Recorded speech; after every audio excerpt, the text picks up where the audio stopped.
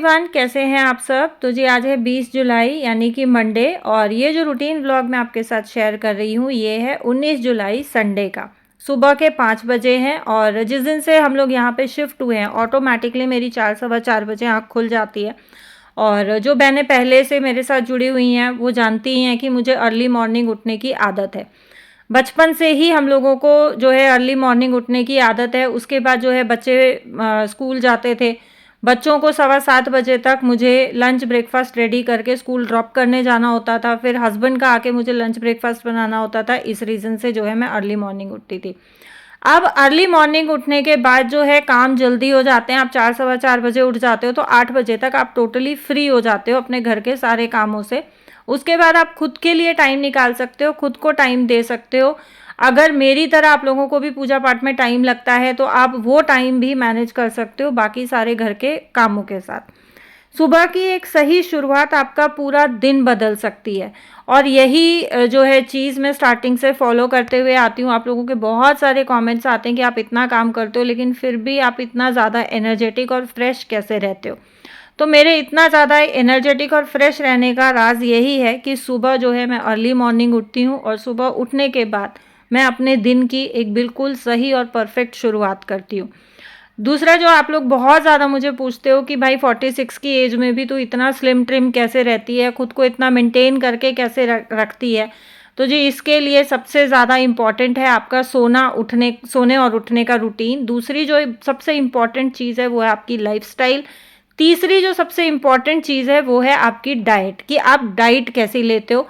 उसके बाद जो इम्पॉर्टेंट चीज़ आती है वो आती है कि सुबह उठने के बाद आपका रूटीन क्या है। सुबह उठते ही आप सबसे पहले फ़ोन देखते हो, आप सोशल मीडिया में लग जाते हो, क्योंकि आजकल हमारी सबकी आदत यही हो रखी है कि उठते ही सबसे पहले आँख खुलती नहीं, बिस्तर छोड़ते नहीं, अपने देवी देवताओं का ध्यान करते नहीं, गुरुओं का ध्यान करते नहीं, बस सबसे पहले मोबाइल में देखना है कोई नोटिफिकेशन तो नहीं आया। तो ये आदत सबसे ज़्यादा ख़राब है। अगर आपको भी ये आदत है तो इस आदत को आप आज ही छोड़ दो। ये सबसे ज़्यादा ख़राब आदत है, क्योंकि पूरी रात से हमारा ब्रेन जो है वो बहुत ज़्यादा रिलैक्सिंग मोड में होता है। हमारी आईज़ जो है वो बहुत ज़्यादा रिलैक्सिंग मोड में होती हैं, और उठते ही जब हम आँखों को, कमरे की भी लाइट ऑन नहीं करते हैं बहुत बार, तो जब सीधा फ़ोन की रोशनी देते हैं तो उन पे, ब्रेन पे और आँखों पे बहुत ज़्यादा इफ़ेक्ट पड़ता है। यहाँ मैंने कैमरा जब है एंगल में सेट कर रही थी तो ये मुझे दिखाई दिया कैमरा में कि मेरी चिमनी पे बहुत ज़्यादा मिट्टी हो रखी है। हालांकि यहाँ आने के बाद ही मैंने किचन की डीप क्लीनिंग कराई थी, और ये थोड़ा सा हाइट पे है तो ध्यान जाता नहीं है। सो इस पे भी मैंने साथ साथ जो है कपड़ा लगा दिया है। और घर को ऑर्गेनाइज, साफ़ सुथरा मेंटेन रखने के लिए देखो बहुत ज़्यादा जद्दोजहद करने की ज़रूरत नहीं होती है, बहुत ज़्यादा खुद को थकाने की ज़रूरत नहीं होती है। सिर्फ थोड़ा सा स्मार्टनेस की ज़रूरत होती है, थोड़ा सा एक्टिवनेस की ज़रूरत होती है। जैसे मुझे यहाँ पे धूल दिखी, मैंने इसको बाद के लिए बिल्कुल भी नहीं छोड़ा, मैंने साथ के साथ उस पर कपड़ा लगा दिया, तो किचन की मेरी चिमनी की डस्टिंग साथ के साथ हो गई। यहाँ अब मैं आ गई हूँ, जैसा मैंने आपको बोला कि सुबह की एक सही शुरुआत होनी चाहिए। मैं अब तक चाय जो है पी के मैं अपनी मॉर्निंग की शुरुआत करती थी। अब तक जो है मुझे कोई इशू नहीं होता था चाय पीने से, बट अभी पिछले कुछ टाइम से मैंने आप लोगों के साथ शेयर भी किया था, मेरे गले में भी दिक्कत हो रही है, तो मैं चाय छोड़ने के उस पे हूँ। तो ये जो है मैंने एक स्टेप अपनी जो है सुबह के रूटीन में चेंज किया है कि चाय की जगह आजकल 2-3 दिन से जो है मैं चिया सीड्स, नींबू और शहद ये वाला पानी लेती हूँ। और ये कोई गर्म पानी नहीं है, ये नॉर्मल पानी है, बल्कि मेरी बॉटल में जो मैं गर्म ठंडा पानी मिक्स करके, जो फ्रिज का और नॉर्मल वाटर मिक्स करके रखती हूँ, मटके जैसा टेक्सचर रहता है, वो पानी मैंने इसमें लिया है, इसको मिक्स करके और मैं सुबह सुबह पी रही हूँ। ये 2-3 दिन हो गया है। हालांकि चाय की मुझे क्रेविंग होती है और 8 साढ़े 8 बजे तक मेरे पैर ऐसे हो जाते हैं कि उठने बंद हो जाते हैं, बस भाई अब पेट्रोल चाहिए बॉडी को।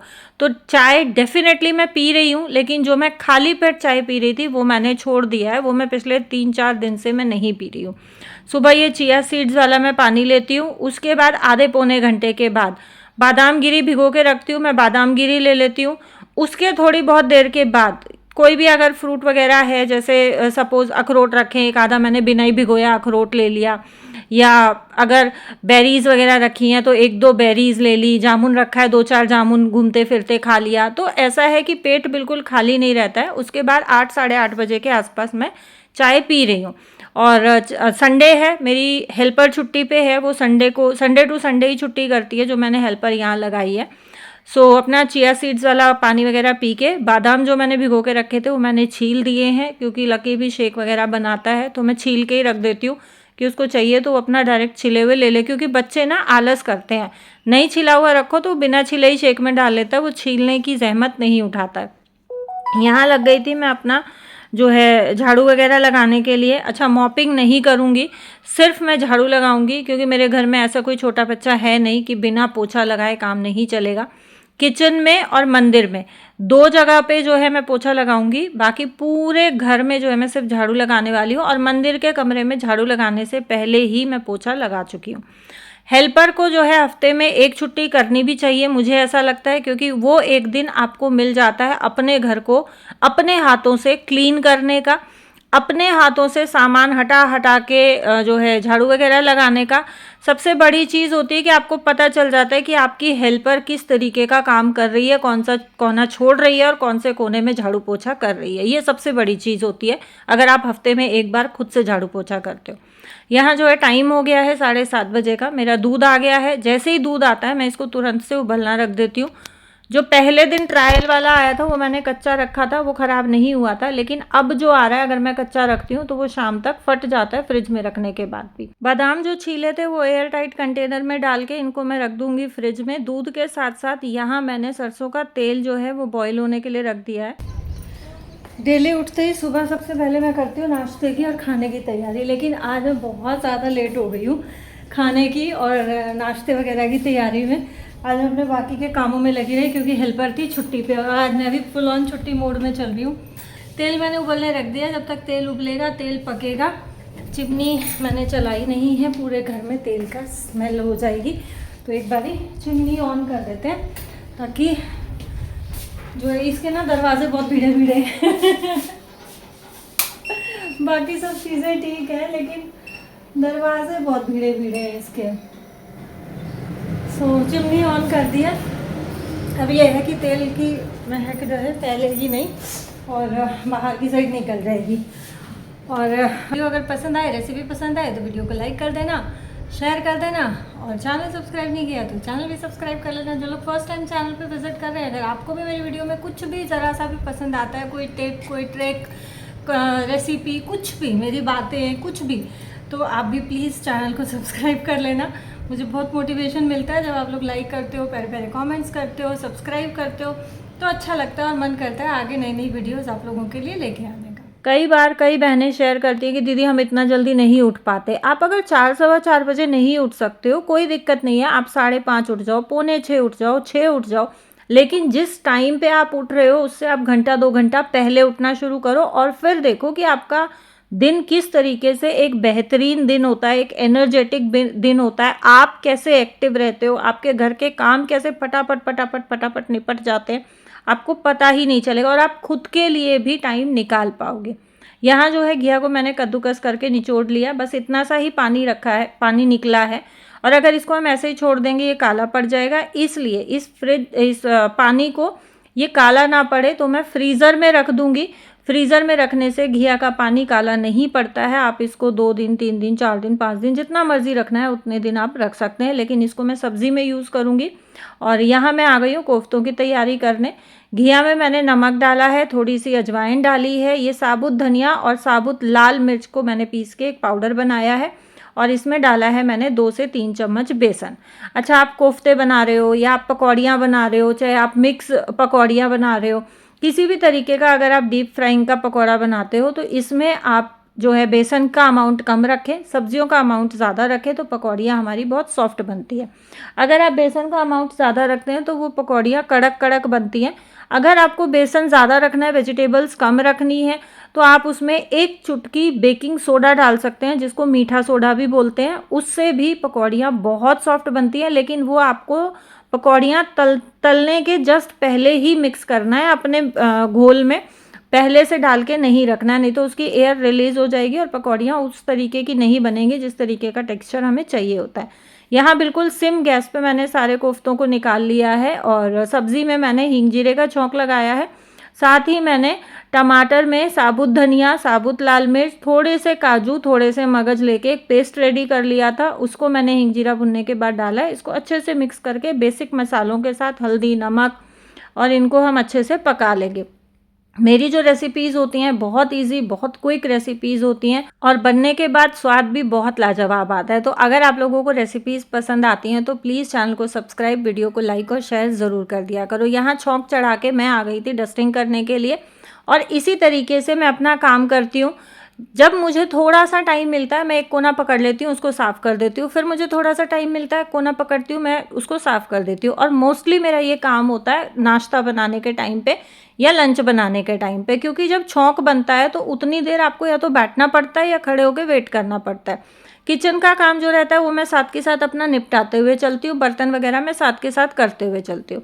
यहाँ मसाला मेरा बहुत अच्छे से भुन गया था, जिस हिसाब की मुझे ग्रेवी चाहिए मैंने उतना पानी डाल लिया है।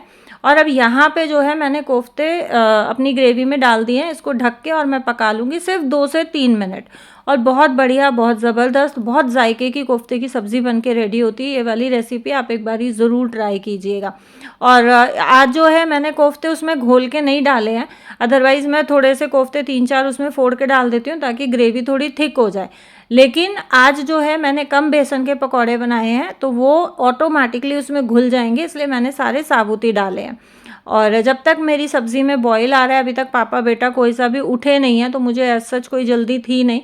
सो मैं लग गई थी ये अपना जो क्रॉकरी यूनिट है इसका ओपन वाला एरिया, इसकी डस्टिंग करने में, क्योंकि ये ओपन है तो इसमें जो आर्टिकल्स रखे हुए इन पे भी धूल मिट्टी आ जाती है। बहुत ज़्यादा इस वाले फ्लैट में धूल मिट्टी नहीं आती है, बट हाँ धूल मिट्टी आती ही है, थोड़ा बहुत धूल का कण आए बिना नहीं रहता है। तो इनको मैं साथ साथ जो है इस वाले कंपार्टमेंट की भी डस्टिंग कर ले रही हूँ। और अभी जो है डस्टिंग में थोड़ा सा मुझे टाइम लगता है, क्योंकि फ़िलहाल जो है अभी ताज़ी शिफ्टिंग हुई है, तो सामान कुछ ऐसा है जो अभी भी जहाँ हमने रखा था वहीं पे रखा हुआ है, उसकी प्रॉपर जगह तक वो अभी तक नहीं पहुँचा है। तो जैसे जैसे मैं डस्टिंग करती हूँ मेरे हाथ में सामान लगता है तो मुझे ये रहता है कि हाँ इसको इसकी प्रॉपर जगह पे हमें रखना है। और अभी भी बहुत सारे कॉर्नर्स ऐसे हैं, बहुत सारे ड्रॉर्स ऐसे हैं, बहुत सारे एरियाज़ इस फ्लैट में ऐसे हैं जिसकी डीप क्लीनिंग अभी तक मैंने नहीं की है और जिसको मैंने अभी तक छुआ तक नहीं है। तो उसको भी मैं धीरे धीरे अरेंज करने वाली हूँ। बहुत सारे कार्टन बॉक्सेस हमारे स्टिल पैक पड़े हुए हैं, उनको भी मुझे ओपन करना है। तो जैसे जैसे टाइम लगेगा वैसे वैसे मैं कर लूँगी। बहुत ज़्यादा बर्डन लेके, बहुत ज़्यादा प्रेशर लेके मैं कभी भी काम नहीं करती हूँ और हमें करना भी नहीं चाहिए, क्योंकि जैसे जैसे हम बर्डन लेके या प्रेशर लेके काम करते हैं ना, तो उसका सबसे ज़्यादा इफ़ेक्ट जो होता है वो हमारे ब्रेन पे होता है। हम मेंटली डिस्टर्ब हो जाते हैं, हमारा मेंटल पीस ख़राब हो जाता है, हम इरिटेट हो जाते हैं। हम इरिटेट होने के कारण हस्बैंड पे चिल्लाते हैं, बच्चों पे चिल्लाते हैं। वो फ्रस्ट्रेशन फिर फैमिली पे निकलती है, जो कि किसी को भी नहीं अच्छी लगती है। फैमिली में भी सब लोग फिर एक टाइम के बाद ये बोलते हैं यार तू काम मत कर, तू छोड़ दे, पर किड़किड़ मत कर, है ना। तो ये चीज़ सारी औरतों के साथ होती है और हर औरत कभी ना कभी कहीं ना कहीं इस चीज़ को फेस करती है। और ये जो मैच्योरिटी आती है ना, ये आपको टाइम के साथ आती है। जैसे जैसे टाइम निकलता जाता है, आप अपनी गृहस्थी को संभाल रहे हो और जैसे जैसे टाइम निकलेगा गृहस्थी संभालते संभालते वैसे इन चीज़ों की समझ आती है। और एक बहन रेगुलरली मुझे कमेंट करती हैं, डेली वो एक नई मुझे चीज़ बताती हैं कि मैंने ये वाला भी आपसे सीखा, ये भी आपसे सीखा, ये भी। तो मुझे बहुत खुशी होती है, बहुत अच्छा लगता है कि हाउस मैनेजमेंट में मैं आप लोगों की हेल्प कर पा रही हूँ। लास्ट में मैंने सब्ज़ी को गार्निश किया कसूरी मेथी से और थोड़ा सा चना मसाला। मशीन जो मैंने लगाई थी वो भी साइकिल मेरी कंप्लीट हो गई थी और कपड़े जो है निकाल के लक्की ने रख दिए थे। सो मेरा काम सिर्फ और सिर्फ फैलाने का है। दूसरी वाली बालकनी में जो रस्सी है वो काफ़ी छोटी है, तो मैंने इस वाली बालकनी में भी रस्सी बंधवा दी है। और ये रस्सी है हुक वाली, एस वाला हुक आता है इसमें दोनों साइड। तो इसमें ना तो कील ठोकने की ज़रूरत होती है, ना ही कोई स्टैंड या हैंगर देखने की ज़रूरत होती है। इसमें जो एसी बॉक्स के नीचे का जो स्टैंड है उसमें होल होते हैं, तो एक होल में उधर से हमने टांगी, एक होल में इधर से टांगी, पूरी लंबी रस्सी बंध गई। और ये मैं लेके आई थी मिस्टर DIY से। ये ऑनलाइन भी बहुत इजीली मिल जाती है और इसमें बीच बीच में ना ऐसे होल्स दिए होते हैं जिसमें अगर आपको हैंगर वगैरह टांगने हैं तो हैंगर भी बहुत इजीली टंग जाते हैं। तो जी ये था मेरा Sunday morning busy routine. Hope कि आप लोगों को पसंद आया होगा। Thank you so much for watching my video.